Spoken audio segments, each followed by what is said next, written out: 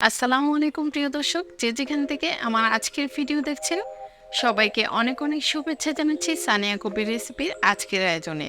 আজকের পর্বে আমি আপনাদের তৈরি করে দেখাবো টক ঝাল মিষ্টি আস্ত আমড়ার আচার। এখন যেহেতু আমড়ার সিজন চলছে, তাই বাজারে কিন্তু প্রচুর আমড়া পাওয়া যাচ্ছে। তাই আমড়া দিয়ে এখন খুব সহজেই অল্প সময়ে অল্প মশলায় কিভাবে আস্ত আমড়ার টক ঝাল মিষ্টি আচার তৈরি করবেন সেই রেসিপিটাই শেয়ার করছি। ভিডিওটা শেষ পর্যন্ত দেখবেন, আশা করি সবার কাছে ভালো লাগবে। আমড়ার আচার তৈরি করার জন্য এখানে 1 কেজি পরিমাণ আমড়া নিয়েছি। আমড়াগুলোকে খুব ভালোভাবে ধুয়ে নেওয়ার পর একটা পটেটো পিলারের সাহায্যে আমড়ার খোসাটা ছাড়িয়ে নিচ্ছি। আর এই একইভাবে এখন আমি সবগুলো আমড়ার খোসা ছাড়িয়ে নিব। এই তো আমার আমড়ার খোসাগুলো ছাড়িয়ে নেওয়া হয়ে গিয়েছে। এখন আমি একটা অন্য মিক্সিং বলে পর্যাপ্ত পরিমাণে পানির মধ্যে এই আমড়াগুলোকে দিয়ে দিয়েছি। আর হাত দিয়ে কষলে আমড়াগুলোকে খুব ভালোভাবে ধুয়ে নিচ্ছে। আমড়াতে কিন্তু প্রচুর কষ থাকে, তাই আমড়াগুলোকে খুব ভালোভাবে ধুয়ে নিতে হবে। এই তো আমড়াগুলো ধুয়ে নেওয়া হয়ে গিয়েছে। এখন একটা চাকুর সাহায্যে এভাবে লম্বা লম্বি করে আমড়াগুলোকে কেটে নিচ্ছি। এতে আমড়ার মধ্যে কিন্তু মশলাটা খুব ভালোভাবে ঢুকে যাবে। এই একইভাবে সবগুলো আমরা এখন কেটে নিব। এখনই কেটে নেওয়া আমড়ার মধ্যে আমি দিয়ে দিচ্ছি 1 চা চামচ পরিমাণ লবণ, আর 1 চা চামচ পরিমাণ দিয়ে দিচ্ছি লাল মরিচের গুঁড়ো, আর 1 চা চামচ পরিমাণ দিয়ে দিচ্ছি হলুদের গুঁড়ো। এখন হাত দিয়ে মশলাগুলো আমড়ার সাথে খুব ভালোভাবে মিক্সড করে নিচ্ছি। এই কাজটা কিন্তু হাত দিয়ে করতে হবে। এই তো মশলাগুলো আমড়ার সাথে খুব ভালোভাবে মেখে নেওয়া হয়ে গিয়েছে। এই পর্যায়ে আমি চলে যাচ্ছি আচারের জন্য মশলাটা রেডি করতে। চুলায় একটি প্যান বসিয়ে দিয়ে আমি 3টার মতো দিয়ে দিচ্ছি আস্ত শুকনা মরিচ। 1 মিনিটের মতো হালকা করে ভেজে নেওয়ার পর এর মধ্যে দিয়ে দিলাম 2 টেবিল চামচ পরিমাণ আস্ত পাঁচফোড়ন, আর দিয়ে দিচ্ছি 1/2 চা চামচ পরিমাণ গোটা জিরা। দিয়ে জালটা কমিয়ে নেড়ে চেড়ে হালকা লালচে করে মশলাগুলোকে ভেজে নিচ্ছি। এখন এই মশলাটা চুলা থেকে নামিয়ে আমি ঠান্ডা করে নেওয়ার পর ব্লেন্ডারে দিয়ে আধা ভাঙা করে নেব। একদম ভেঙে কিন্তু গুঁড়া করার প্রয়োজন নেই। এখন চুলায় একটি প্যান বসিয়ে দিয়েছি, আর এর মধ্যে দিয়ে দিচ্ছি 1/2 কাপ পরিমাণ সরিষার তেল। তেলটা যখন গরম হয়ে আসবে এ পর্যায়ে দিয়ে দিচ্ছি আস্ত 2টা শুকনা মরিচ, দিয়ে দিচ্ছি 5-6টার মতো রসুনের কোয়া, দিয়ে নেড়ে চেড়ে প্রায় 2 থেকে 3 মিনিটের মতো ভেজে নিয়েছি।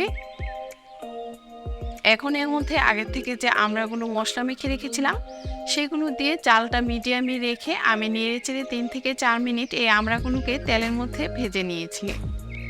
যখন এভাবে কিছুক্ষণ ভেজে নেওয়া হয়ে যাবে এই পর্যায়ে আমি এর মধ্যে দিয়ে দিচ্ছি 1 চা চামচ পরিমাণ আদা বাটা আর 1/2 চা চামচ পরিমাণ রসুন বাটা।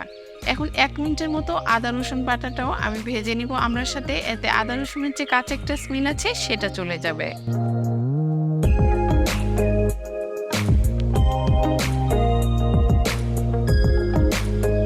নেড়ে চেড়ে এভাবে 1 মিনিটের মতো ভেজে নেওয়ার পর আমি এর মধ্যে দিয়ে দিচ্ছি 1/2 কাপ পরিমাণ চিনি।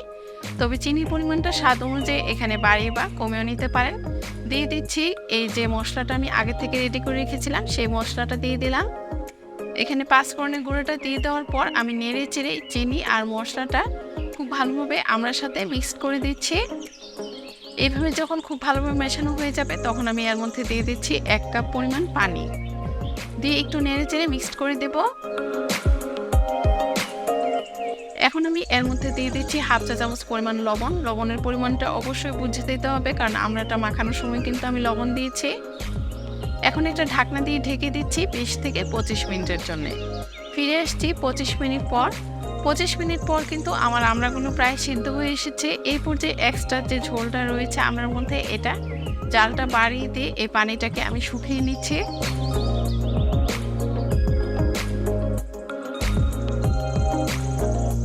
এখন আবার ঢাকনা দিয়ে 5 মিনিটের মতো ঢেকে রেখেছিলাম। এই পর্যায়ে কিন্তু অনেকটাই পানি টেনে গিয়েছে আর আমড়াগুলো খুব ভালোভাবে সিদ্ধ হয়ে গিয়েছে। এখন জালটা বাড়িয়ে দিয়ে আমি আমড়ার আচারটাকে আরেকটু মাখা মাখা করে নেব। তার আগে চুলা থেকে নামানোর আগে 3 টেবিল চামচ পরিমাণ দিয়ে দিচ্ছি সাদা সিরকা। এতে আচারটা কিন্তু নষ্ট হবে না। এই আচারটা বাহিরে রেখে 1 বছর পর্যন্ত সংরক্ষণ করে খেতে পারবেন। শুধু মাঝে মধ্যে বয়মে রেখে রোদ দিলেই কিন্তু হয়ে যাবে। এই তো আমার আচারটা একদম রেডি। এখন এটা চুলা থেকে নামিয়ে নিচ্ছি আর পরিবেশন করে দেখিয়ে দিচ্ছি আমড়ার আচারটা দেখতে কেমন হয়েছে।